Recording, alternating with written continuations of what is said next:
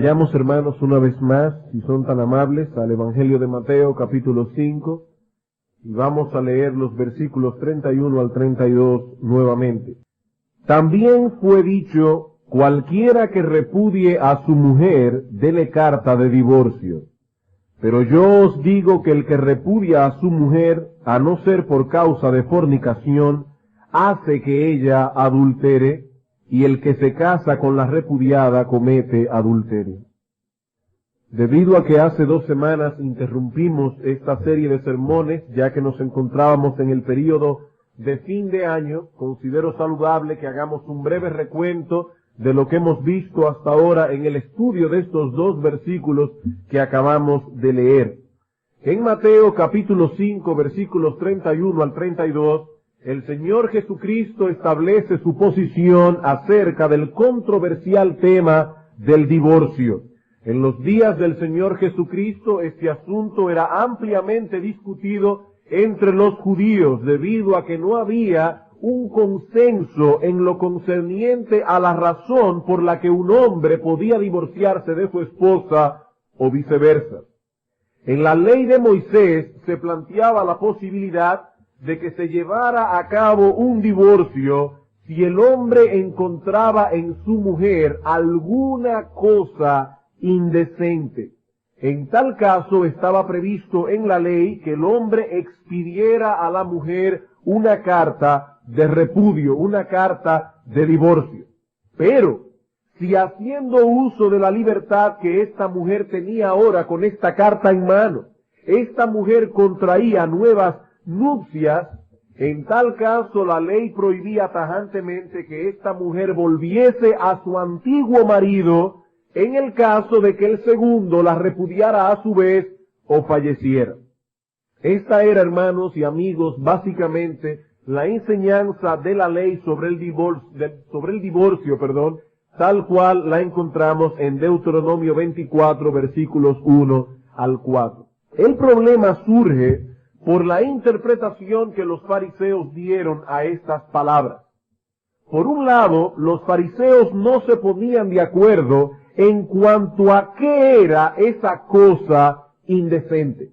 Y había básicamente una división entre 2 escuelas de pensamiento en el tiempo del Señor. En una estaba a la cabeza un rabino llamado Gilel, y en la otra estaba a la cabeza un rabino llamado Shammai.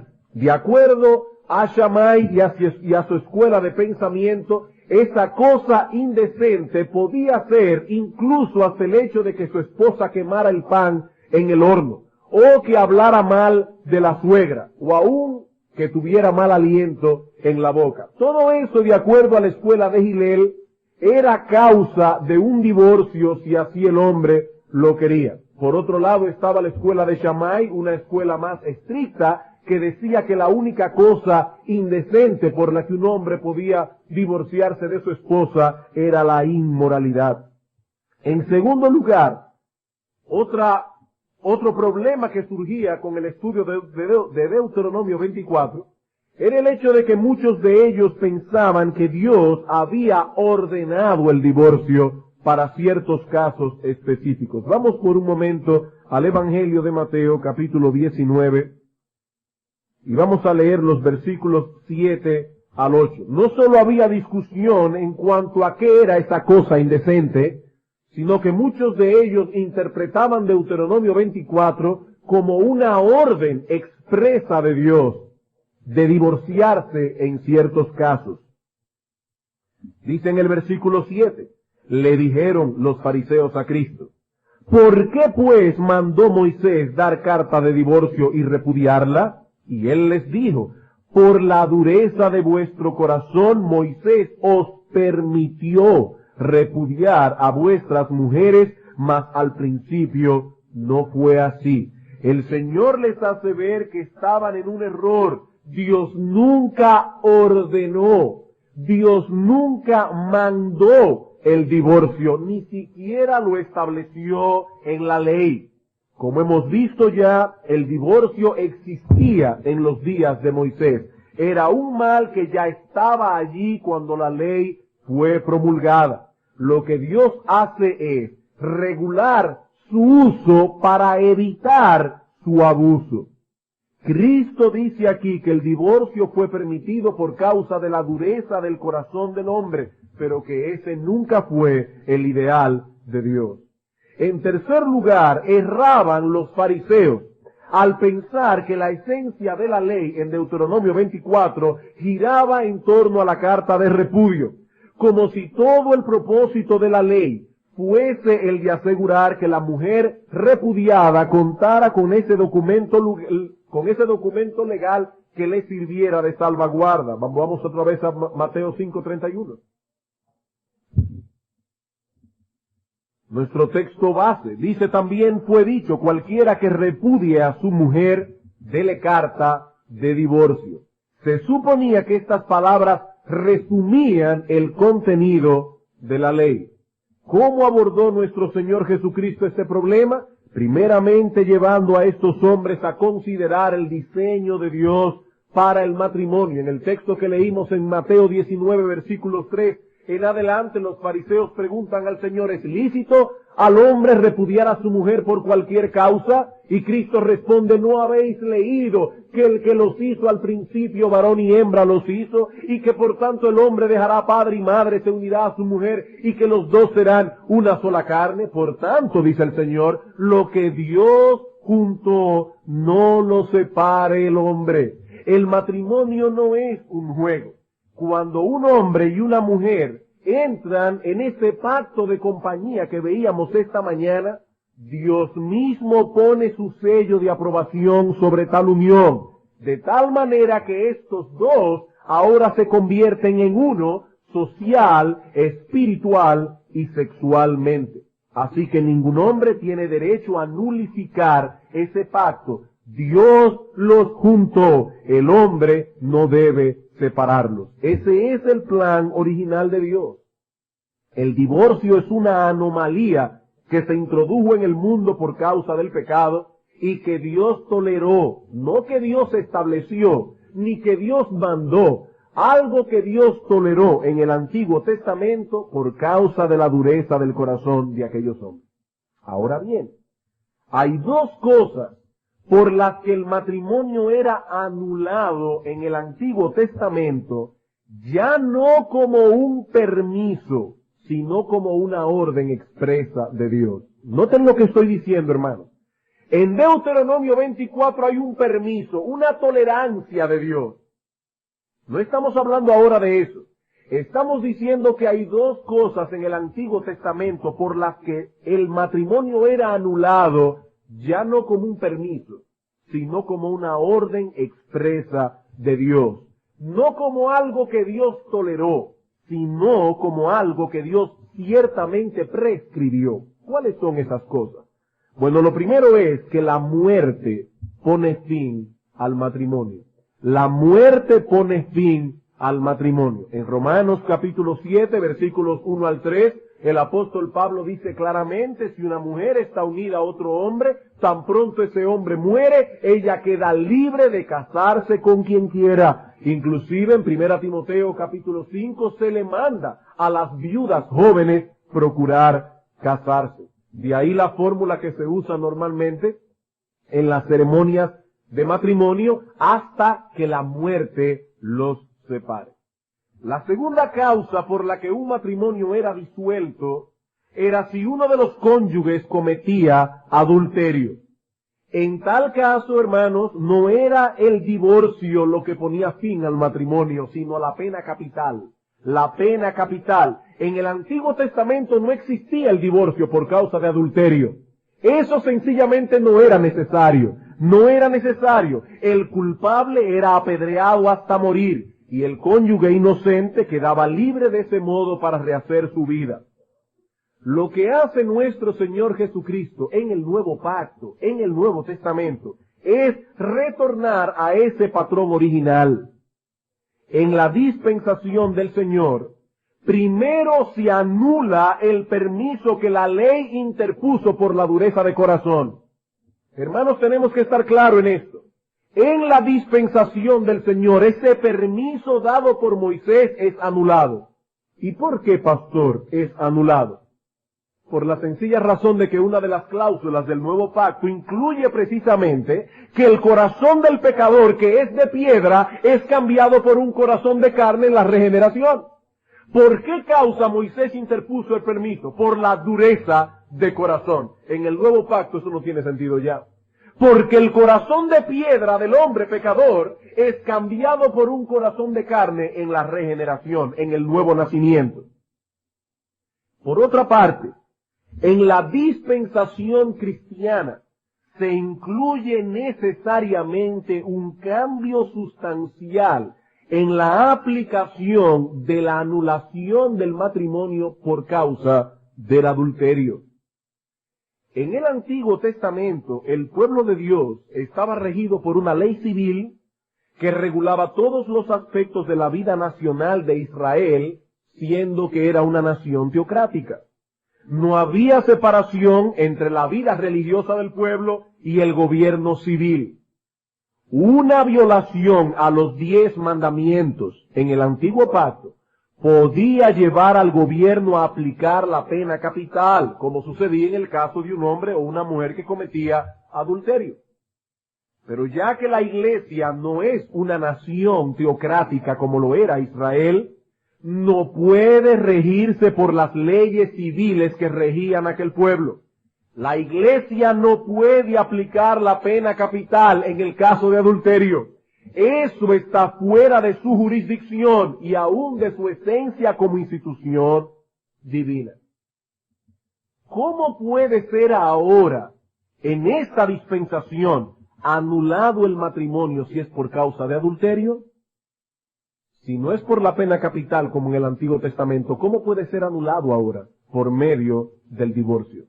Eso es lo que enseña el Señor en Mateo 5:32. Pero yo os digo que el que repudia a su mujer, a no ser por causa de fornicación, hace que ella adultere. Y el que se casa con la repudiada, comete adulterio. Lo mismo vemos en Mateo capítulo 19, versículo 9. Vamos allá por un momento otra vez. Versículo 9. Y yo os digo que cualquiera que repudie a su mujer, salvo por causa de fornicación, y se casa con otra, adultera. Y el que se casa con la repudiada, adultera. Hermanos, ¿cuál fue la pregunta de los fariseos que dio lugar a este discurso del Señor sobre el divorcio? La pregunta que aparece en el versículo 3. ¿Puede un hombre divorciarse de su mujer por cualquier cosa, por cualquier causa? La respuesta final del Señor es esta: no, no es lícito repudiar a su mujer, a no ser por causa de fornicación. En el último sermón de esta serie, iniciamos el estudio de esta cláusula de excepción y vimos que la palabra fornicación, la palabra porneia, incluye todo tipo de pecado sexual. Este es el uso que se le daba a la palabra porneia en el griego clásico. Es el uso que se le da a la palabra en la Septuaginta, es decir, la versión griega del Antiguo Testamento que usó el Señor Jesucristo y los apóstoles. Es el uso que se le dio en el griego koiné, que fue el griego usado para escribir el Nuevo Testamento. Podríamos decir, hermanos, que el testimonio que tenemos a la mano al respecto es unánime. Es unánime. Y si alguno no estuvo aquí cuando este tema fue expuesto, le recomendamos escuchar la grabación, ya que por causa del tiempo nos vemos impedidos a repetir la línea de argumentación que usamos hace unos domingos atrás. En la mañana de hoy vamos a dar un paso más adelante en nuestro tema, para probar que una vez la persona se ha divorciado por causa legítima, es libre de volverse a casar. Eso es lo que vamos a tratar de probar. Tan pronto el divorcio ha sido efectuado por una causa legítima, esta persona es libre ahora de volverse a casar. Hay algunas personas que argumentan que la cláusula de excepción de Mateo 5:32 y Mateo 19:9 incluye ciertamente el divorcio por adulterio, pero que eso no quiere decir necesariamente que incluya la posibilidad de un nuevo matrimonio para los que se divorcian por causa de adulterio.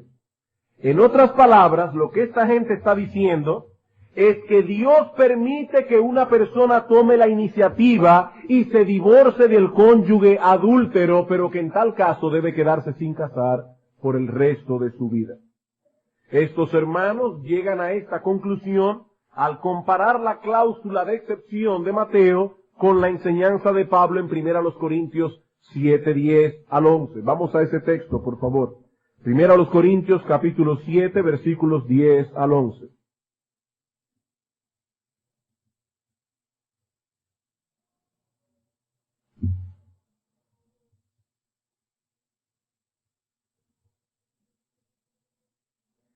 Pero a los que están unidos en matrimonio mando no yo, sino el Señor, que la mujer no se separe del marido, y si se separa, quédese sin casar o reconcíliese con su marido, y que el marido no abandone a su mujer. Comparando estos dos textos, estos hermanos llegan a la conclusión de que ciertamente hay divorcio por causa de adulterio, pero no la posibilidad de un nuevo matrimonio. Lo que me propongo hacer en esta mañana con la ayuda del Señor es probar que la interpretación clásica del protestantismo representa con toda fidelidad la enseñanza bíblica al respecto. ¿Y cuál es la enseñanza clásica del protestantismo? Que no solo es lícito el divorcio por causa de adulterio, sino casarse cuando el divorcio ha sido por esa causa. Repito, hermanos, esa ha sido la posición clásica del protestantismo histórico. Martín Lutero escribió en una ocasión: me maravillo aún más de que los romanistas, es decir, los católicos, no permitan el nuevo casamiento del hombre separado de su mujer por divorcio, por adulterio, sino que lo obligan a quedarse sin casar. Cristo permitió el divorcio en casos de fornicación y no obligó a nadie a quedarse sin casar, y Pablo prefirió que nos casásemos antes que permitir que nos quemásemos. Termina la cita. ¿Notan ustedes en esta cita de Martín Lutero lo que expresábamos en el mensaje pasado? En ese tiempo la división era entre católicos y protestantes. Los católicos pensaban una cosa, los protestantes otra. No existía tal división entre los evangélicos. Juan Calvino dice por su parte: aun cuando Cristo condena como adúltero al hombre que se casa con una mujer que ha sido divorciada, esto está restringido sin duda a los divorcios frívolos e ilegales. Aquellos que no son frívolos y que son legítimos no llegan a esa restricción. Por eso dice un historiador: en lo que respecta al adulterio, este fue aceptado como causal de divorcio vincular por todos los reformadores importantes, sin excepción. Y para aquellos que no están familiarizados con este lenguaje, cuando se habla aquí de divorcio vincular, se está hablando de un divorcio distinto al que la Iglesia Católica acepta. El divorcio que la Iglesia Católica acepta no es vincular, sino lo que se conoce como una separación a mensa et toro, es decir, separación de cuerpos y de bienes, pero no del vínculo matrimonial, de tal manera que esa persona no está libre de casarse otra vez. Y lo que este historiador está diciendo es que el adulterio siempre fue causal de divorcio vincular aceptado por todos los reformadores sin excepción. Ahora, hermanos, nosotros no descansamos en la autoridad de estos hombres. Traemos la opinión de ellos a colación para demostrar lo que decía el pastor Lester esta mañana, que cometen un grave error histórico aquellos que tildan nuestra posición de novedosa o peor aún de liberal. Y es triste notar la ignorancia de muchos respecto a nuestra herencia cristiana. Y peor aún, más triste que lo que esa ignorancia, la situación que esa ignorancia ha generado en muchas iglesias en el día de hoy. Pero no descansamos, repito, en la autoridad de ningún hombre, por más piadoso o erudito que éste pueda ser. Descansamos en la autoridad de las Escrituras y a ella apelaremos en nuestro proceso de argumentación. ¿Qué es, hermanos, lo que estamos tratando de probar? He aquí nuestro punto. Es legítimo un nuevo matrimonio cuando el divorcio ha sido efectuado por una causa legítima. Es legítimo un nuevo matrimonio cuando el divorcio ha sido efectuado por una causa legítima. Volvamos a nuestro texto de Mateo 5, 31 y 32 otra vez. También fue dicho, cualquiera que repudie a su mujer dele carta de divorcio. Pero yo os digo que el que repudia a su mujer, a no ser por causa de fornicación, hace que ella adultere. Y el que se casa con la repudiada comete adulterio. Debido a la indisolubilidad de la unión que Dios hace en el matrimonio, si un hombre se divorcia de su mujer y se casa con otra, o su esposa divorciada se casa con otro, están cometiendo adulterio. Ah, pastor, pero ellos fueron delante de un abogado, delante de un juez civil, y los divorció. El hecho de que los hombres declaren una unión disuelta, eso nada significa a los ojos de Dios. Lo que Dios juntó, el hombre no debe separarlo. Ahora bien, en el caso del divorcio por adulterio, el asunto es distinto. Porque ya no es el hombre quien está tomando la prerrogativa de declarar disuelta una unión matrimonial. Es Dios mismo quien ha dado el permiso para hacer tal cosa. Como hemos visto en los estudios anteriores, en el Antiguo Testamento Dios legisló sobre este asunto. El adulterio daba por terminado el vínculo matrimonial, no por medio de un divorcio, sino por medio de la muerte del culpable. Dios decretó que esto fuese así. Es Dios quien está dando por terminada la unión matrimonial en tal caso, no el hombre. Y tanto en Mateo 5:32 como en Mateo 19:9, el Señor Jesucristo se cuida de dejar aclarado esta salvedad. La idea que se encuentra en nuestro texto es la siguiente. Si te divorcias de tu esposa y ella se casa con otro, o tú te casas con otra, están cometiendo adulterio, a no ser que el divorcio haya sido por causa de fornicación. Esta excepción admite que hay un caso en que la ley general no aplica. Hay una ley general, pero hay una excepción a esa ley general.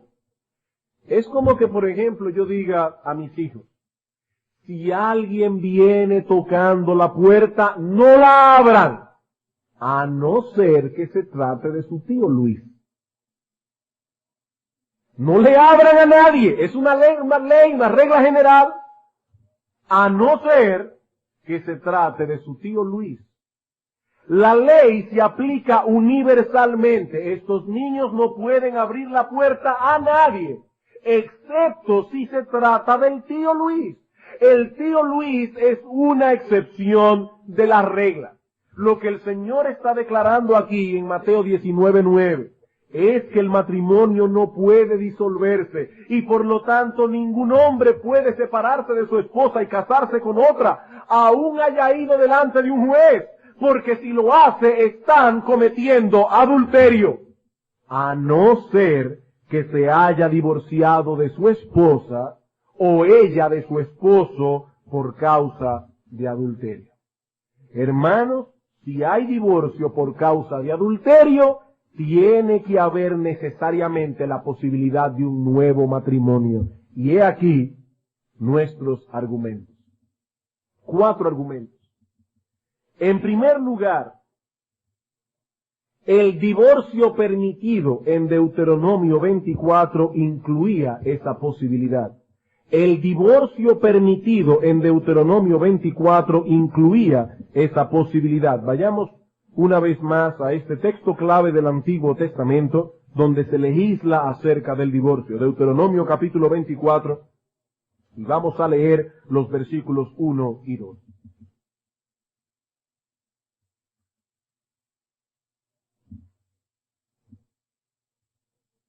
cuando alguno tomare mujer y se casare con ella, si no le agradare por haber hallado en ella alguna cosa indecente, le escribirá carta de divorcio y se la entregará en su mano y la despedirá de su casa, y salida de su casa podrá ir y casarse con otro hombre. Podrá ir y casarse con otro hombre. Los judíos, hermanos, no conocían el tipo de divorcio que la Iglesia Católica inventó. ¿Y cuál es el divorcio que la Iglesia Católica inventó? El que se conoce como amensa et toro, es decir, una separación de cuerpos y de bienes, pero sin la posibilidad de que los cónyuges se vuelvan a casar. Ese tipo de divorcio se introdujo más tarde en la historia, pero no era conocido durante el período del Antiguo Testamento, ni tampoco durante los días del Señor.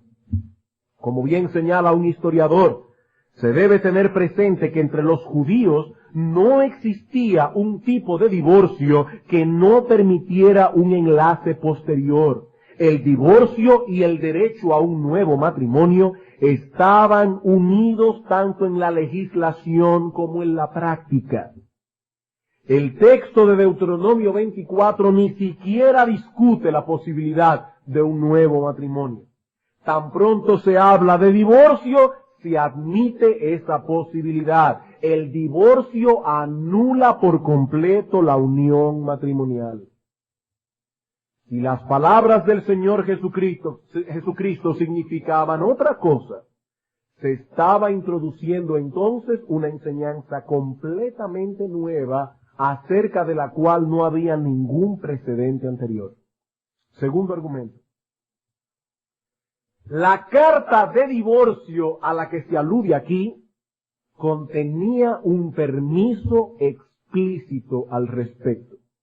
La carta de divorcio a la que se alude aquí contenía un permiso explícito al respecto.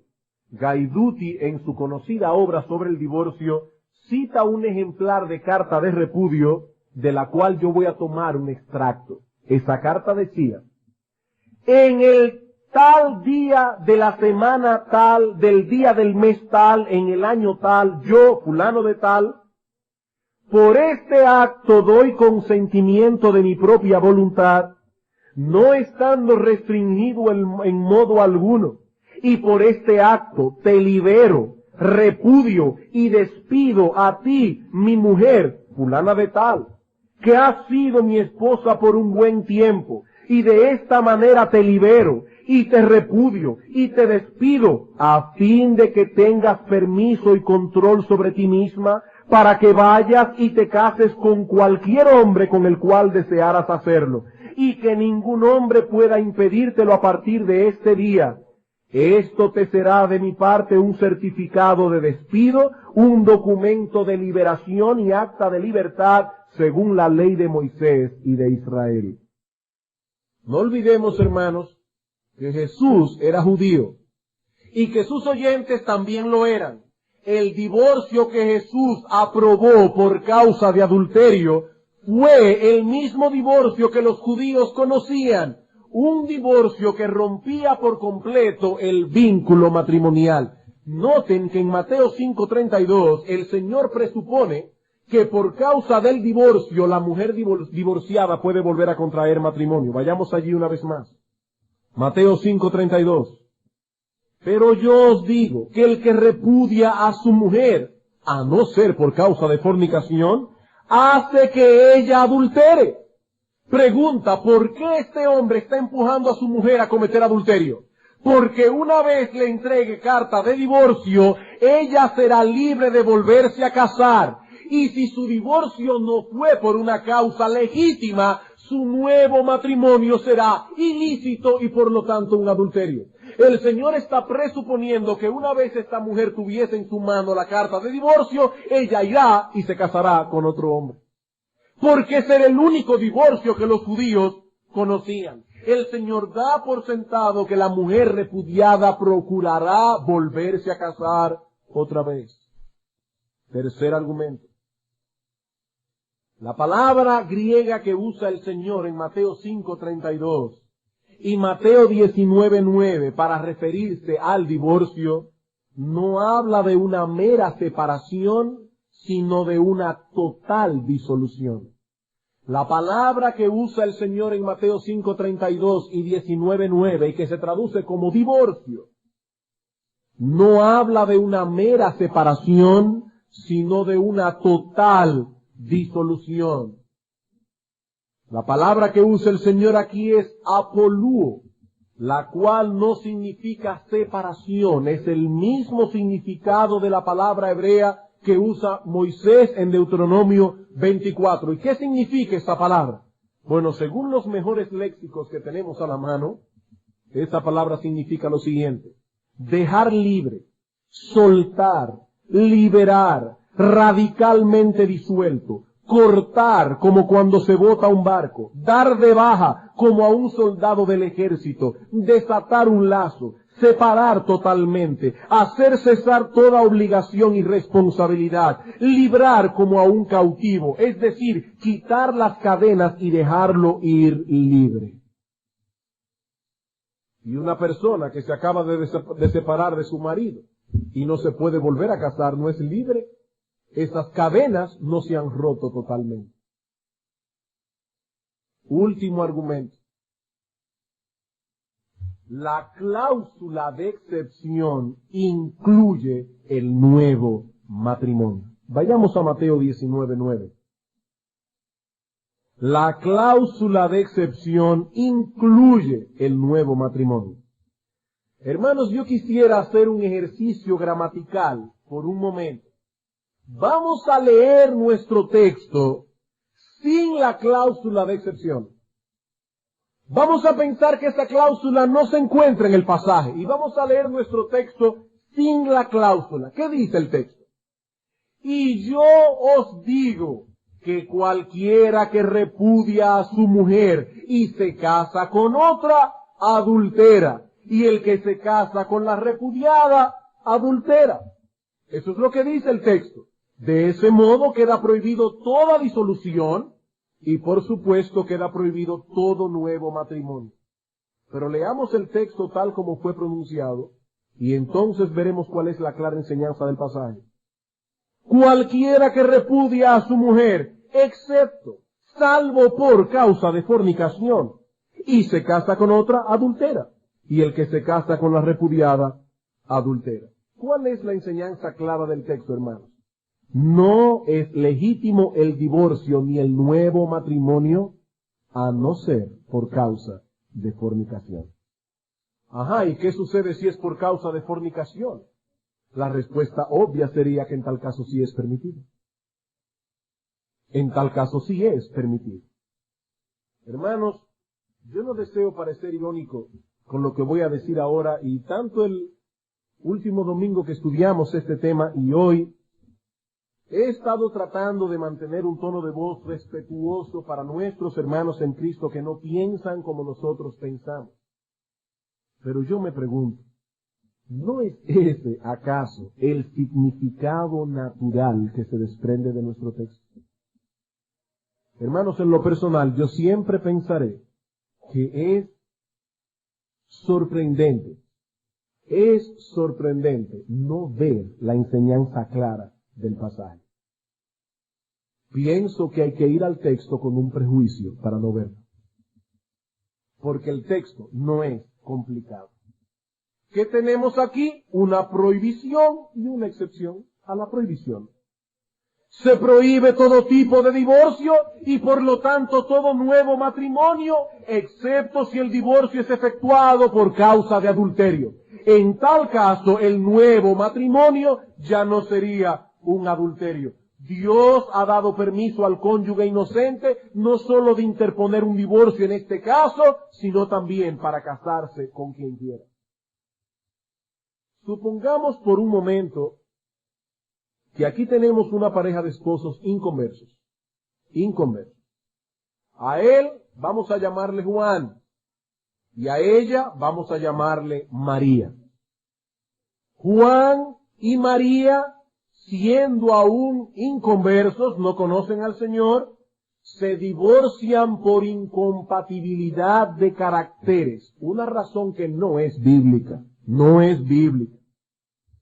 Y resulta que andando el tiempo, Juan se casa con otra mujer a quien llamaremos Luisa. Ahora tenemos aquí que Juan y María se han divorciado, pero el caso se agrava porque Juan se ha casado legalmente con otra mujer.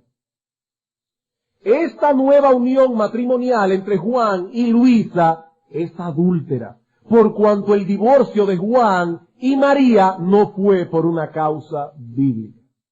Ahora bien, María se convierte al Señor, pero su ex esposo ya está casado.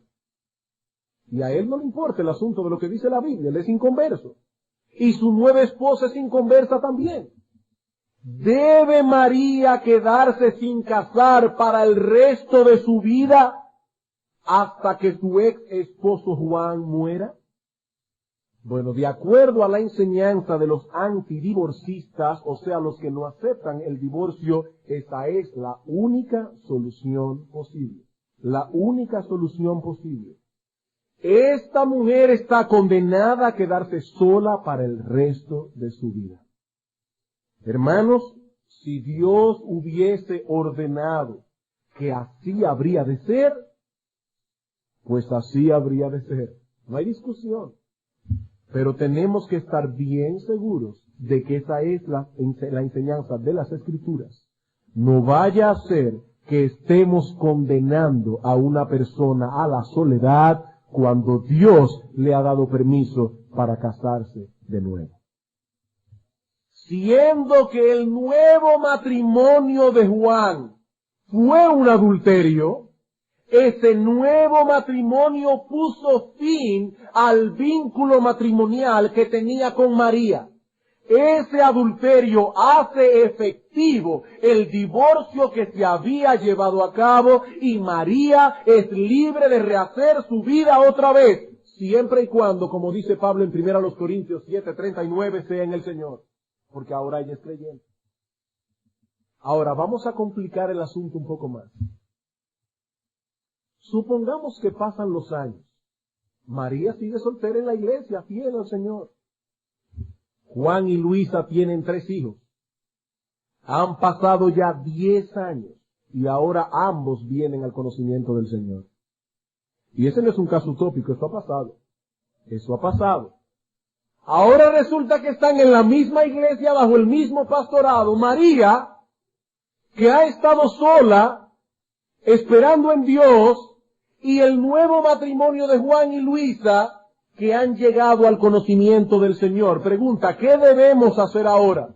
¿Debemos divorciar a Juan y a Luisa para que Juan se vuelva a casar con María? Hermanos, ¿cuántos problemas prácticos levanta esta enseñanza cuando no es tratada bíblicamente? ¿Y cuántos problemas de conciencia genera en muchos hermanos inocentes? Noten, hermanos, que este caso específico no fue traído al principio. ¿Por qué?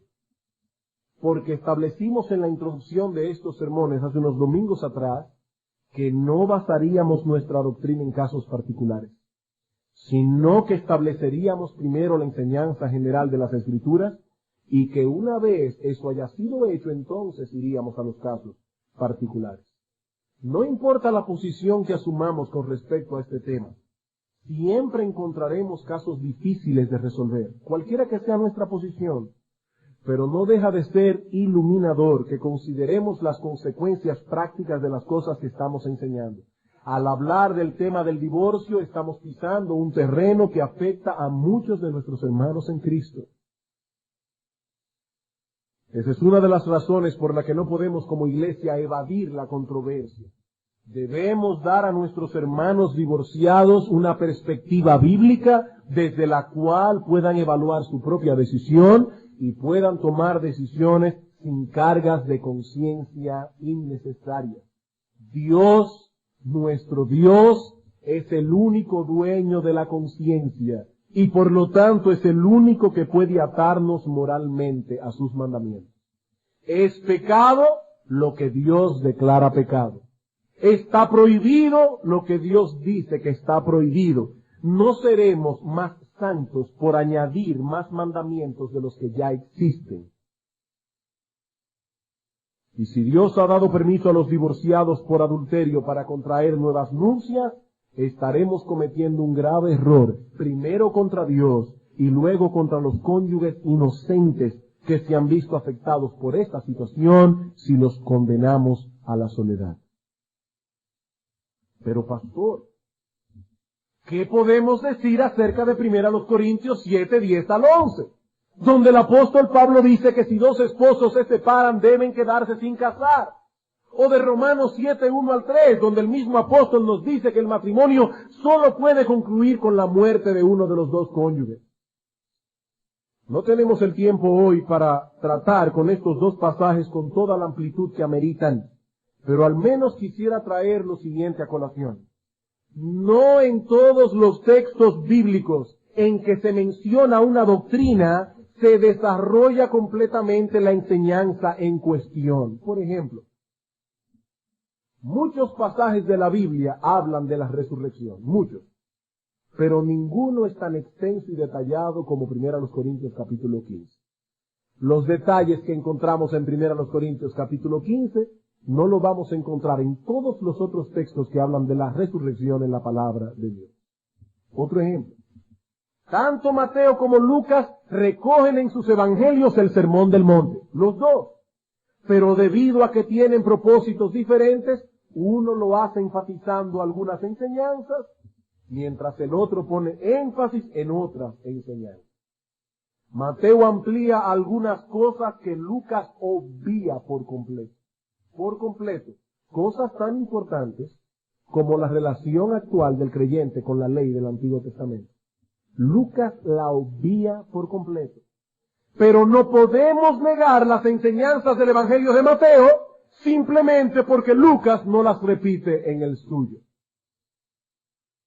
Lo mismo podemos decir con respecto al divorcio en las enseñanzas de Jesús y en las del apóstol Pablo. Vamos a 1 Corintios capítulo 7. En 1 Corintios capítulo 7 versículo 10 el apóstol Pablo está tratando el caso específico de un matrimonio en el que ambos cónyuges son creyentes. Y allí estableció el mismo principio general que el Señor Jesucristo trajo a colación en su confrontación con los fariseos. ¿Cuál es el principio general? El matrimonio es indisoluble. Versículo 10. Pero a los que están unidos en matrimonio, mando, no yo, sino el Señor, que la mujer no se separe de su marido. El matrimonio es indisoluble. El que haya una excepción, una sola excepción, no debe llevarnos a olvidar la seriedad que esta unión conlleva. Pero ¿qué sucede si por alguna causa y en violación a ese principio general una mujer se separa de su marido por cualquier cosa? Puede ser una causa que a sus ojos es grave, pero no es la causa bíblica. ¿Qué se debe aconsejar en ese caso? Lo que dice el versículo 11. Y si se separa, quédese sin casar o reconcíliese con su marido, y que el marido no abandone a su mujer. Como dice Charles Hodge en su comentario de 1 Corintios, ella tiene que escoger entre dos cosas.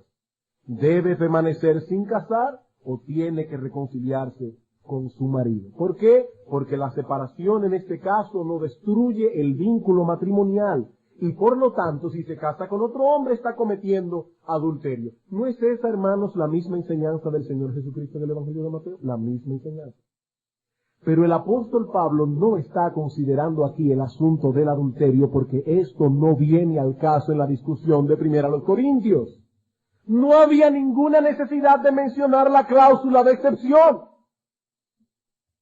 Este argumento toma más relevancia si tomamos en cuenta que tanto Marcos como Lucas hacen referencia a las enseñanzas de Cristo acerca del divorcio y pasan por alto por completo la cláusula de excepción que sí recoge Mateo en su Evangelio. Debemos pensar que hay una contradicción entre Mateo y Lucas entre Marcos y Lucas con el Evangelio de Mateo? No, hermanos. No, simplemente Marcos y Lucas obviaron esa enseñanza. Probablemente porque la daban por sobreentendida. Y lo mismo podemos decir en el texto de Romanos 7. Vamos a Romanos 7, por favor. Versículos 1 al 3. ¿Acaso ignoráis, hermanos, pues hablo con los que conocen la ley, que la ley se enseñorea del hombre entre tanto que éste vive? He ahí el punto. Ilustración. Porque la mujer casada está sujeta por la ley al marido mientras éste vive. Pero si el marido muere, ella queda libre de la ley del marido. Así que si en vida del marido se uniere a otro varón, será llamada adúltera. Pero si su marido muriere, es libre de esa ley, de tal manera que si se uniere a otro marido, no será adúltera. ¿Qué está enseñando Pablo aquí? El apóstol Pablo hace uso de la regla general del matrimonio para ilustrar su enseñanza de la relación del creyente con la ley. Romanos 6:14. Porque el pecado no se enseñoreará de vosotros, pues no estáis bajo la ley, sino bajo la gracia. Pablo, ¿y por qué ya no estamos bajo la ley? Versículo 1 del capítulo 7. ¿O ignoráis, pues hablo con los que conocen la ley, que la ley se enseñorea del hombre entre tanto que éste vive? ¿Y qué es lo que pasó con nosotros en la conversión? Que hemos muerto con Cristo y hemos resucitado a una vida nueva. ¿Cuál es la relación del creyente con la ley ahora que ha muerto y ha resucitado a una vida nueva? Pablo lo ilustra con el matrimonio. Pablo dice, ¿qué ocurre con una mujer cuyo esposo muere? Es libre ya de la ley del matrimonio y puede ir y casarse con quien sea. Lo mismo ocurre con el creyente. Él ha muerto con Cristo y como la muerte da por terminada la relación conyugal, así también su muerte juntamente con Cristo lo libra de la servidumbre de la ley. Versículos 4 al 6. Así también vosotros, hermanos míos, habéis muerto a la ley mediante el cuerpo de Cristo, para que seáis de otro, del que resucitó de los muertos, a fin de que llevemos frutos para Dios. Porque mientras estábamos en la carne, las pasiones pecaminosas que eran por la ley, obraban en nuestros miembros llevando frutos para muerte. Pero ahora estamos libres de la ley por haber muerto para aquella en que estábamos sujetos, de modo que sirvamos bajo el régimen nuevo del Espíritu y no bajo el régimen viejo de la ley. Hermanos, Pablo no está hablando aquí del matrimonio y mucho menos del divorcio. Él está hablando de la ley y de la relación que tiene ahora el creyente con esa ley. Si menciona el matrimonio es como algo incidental, como una mera ilustración de su tema. No tenía ningún sentido que mencionara el asunto del divorcio por causa de adulterio y la posibilidad de un nuevo matrimonio en semejante caso. Si Pablo hubiese introducido el tema del divorcio y del adulterio en esta ilustración, no sólo hubiese desviado la mente de sus lectores del asunto primordial que está tratando aquí, sino que incluso hubiese debilitado su argumento. Esto tampoco venía al caso. Ni primera los Corintios 7, ni Romanos 7 contradicen la enseñanza general de las Escrituras. Simplemente guardan silencio de una situación anómala que no venía al caso. Resumiendo, hermanos, ¿cuál es la enseñanza de Cristo sobre el divorcio? Podemos resumirla en 3 encabezados. En primer lugar, el diseño original de Dios para el matrimonio es que esta unión solo fuese disuelta por la muerte. En segundo lugar, dado que el adulterio es un pecado que atenta contra la esencia misma del pacto de compañía que encierra el matrimonio, Dios ha señalado este pecado como una causa legítima para procurar la disolución del vínculo matrimonial. Tercero, es lícito procurar una nueva unión conyugal cuando el divorcio ha sido efectuado por causa de adulterio. He aquí básicamente lo que nuestro Señor Jesucristo nos enseña al respecto. Pero antes de concluir, quisiera traer a vuestras consideraciones brevemente dos aplicaciones pastorales. Dos aplicaciones pastorales. La semana que viene vamos a tener que continuar hablando del divorcio porque no hemos entrado en el caso que trata el apóstol Pablo en 1 Corintios capítulo 7, versículos 12 en adelante, cuando un inconverso se divorcia de su esposa por ser creyente. Eso lo veremos la semana próxima. Pero no quisiera concluir sin traer al menos dos aplicaciones pastorales a vuestras conciencias. En primer lugar, la enseñanza de Jesús sobre el divorcio pone de manifiesto la seriedad de todo pecado que atente contra el vínculo matrimonial. La enseñanza de Jesús sobre el divorcio pone de manifiesto la seriedad de todo pecado que atente contra el vínculo matrimonial. En el Antiguo Testamento el adulterio era penado con la muerte del culpable. En el Nuevo Testamento, que esa ley no está vigente, se coloca como el único pecado que concede al cónyuge inocente el permiso de dar por concluido el vínculo matrimonial. ¿Qué aprendemos de todo esto, hermanos? Pocos pecados pueden ser más destructivos que los pecados sexuales. El apóstol Pablo nos advierte en 1 Corintios capítulo 6, versículo 18, que debemos huir de la fornicación. Hermanos, no permitamos que la sensualidad de nuestra época nos arrastre de tal manera que comencemos a ver como normales cosas que son abominables a los ojos de Dios. Hermanos, cuidemos lo que nuestros ojos ven. Cuidemos los que nuestros oídos escuchan. Nadie puede poner fuego en su seno sin que sus vestidos ardan, dice la Escritura. Seamos castos en nuestro hablar, seamos castos en nuestro vestir. Pidamos al Señor en oración que guarde nuestras almas para no pecar contra Él y contra nosotros mismos. Hermanos, no nos cansaremos de repetir esta exhortación vez tras vez tras vez. Hermanos, persigamos la castidad. Y si nos vamos a equivocar aún en nuestro vestir, aunque nos digan pasados de moda, equivoquémonos por el lado de la santidad y no por el lado del mundo. Hermanos, seamos castos, hermanas, seamos castas, porque Dios nos pedirá cuentas. Aquí no estamos hablando de un pecado que es un juego. Aquí no estamos hablando de un asunto que podemos ver a la ligera.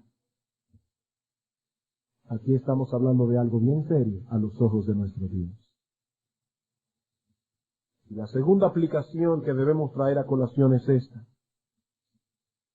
Aunque Dios concede permiso a la parte inocente de interponer un divorcio por causa de adulterio, eso no quiere decir que no haya lugar para el perdón y para procurar la restauración de un matrimonio cuando ha habido adulterio de por medio.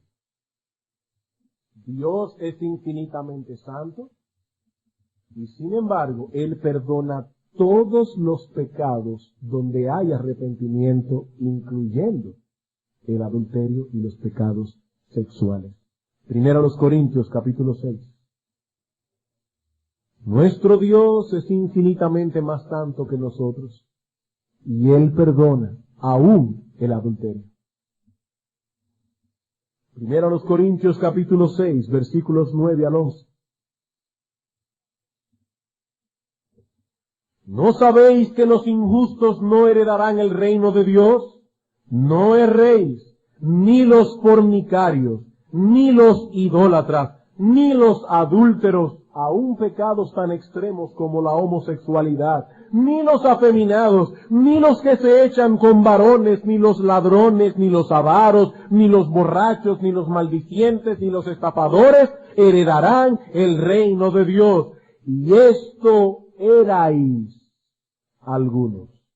Mas ya habéis sido lavados, ya habéis sido santificados, ya habéis sido justificados en el nombre del Señor Jesús y por el Espíritu de nuestro Dios. Esto erais, dice Pablo, pero Dios os perdonó en Cristo. En una ocasión el Señor Jesucristo fue de visita a la casa de un fariseo llamado Simón. Y estando en aquella casa entró repentinamente una mujer que la Biblia describe como muy pecadora, probablemente una mujer ramera, y se echó a los pies del Señor llorando y regando sus pies con lágrimas. Cristo dijo a esta mujer, tus pecados han sido perdonados. El Dios que la Biblia describe como magnífico en santidad, no solo permitió que esta mujer cargada de pecado se acercase a Él, sino que declaró que sus muchos pecados habían sido perdonados. No hay pecado, por grave que sea, que no encuentre perdón en Cristo. Dice la Escritura, venid a mí y estemos a cuenta, que si vuestros pecados fueren como la grana, como la nieve serán emblanquecidos. Si fueren rojos como el carmesí, vendrán a ser como blanca lana. Amigo, yo no sé qué tan pecador tú has podido llegar a ser. Yo no sé qué tan grave han sido tus pecados. Yo no sé cuál es el terreno de perversión en el que has estado pisando y embarrándote cada día más. Pero debes saber que nuestro bendito Señor y Salvador se hizo hombre, murió en una cruz, y con la sangre que derramó en la cruz del Calvario puede limpiarnos de todo pecado. Hay perdón en Cristo. Hay perdón en Cristo. Y por lo tanto, no hay pecado, por grave que sea, que nosotros no podamos perdonar. Porque dice la Escritura que nosotros debemos perdonar como Cristo nos perdonó. Dios ha dado un permiso al cónyuge inocente, es verdad, pero cada caso debe ventilarse de manera particular, porque el divorcio no es necesariamente la única solución posible. Sabemos que hay casos en que no se puede tomar otra decisión, aún hasta para salvaguardar la vida de la esposa y de los hijos de hombres perversos que por causa de su pecado y su obstinación pueden poner en peligro la vida de su familia. Pero Dios, que ha dado el permiso de interponer el divorcio en ciertos casos, nos ha dado el privilegio de perdonar todos los casos. Ese es un privilegio que Dios ha dado al creyente, la capacidad de perdonar. Antes de tomar una decisión drástica, debemos estar seguros de que no tenemos otra opción. De que no tenemos otra opción. Hermanos, que el Señor nos ayude a ser juiciosos al tratar con este asunto.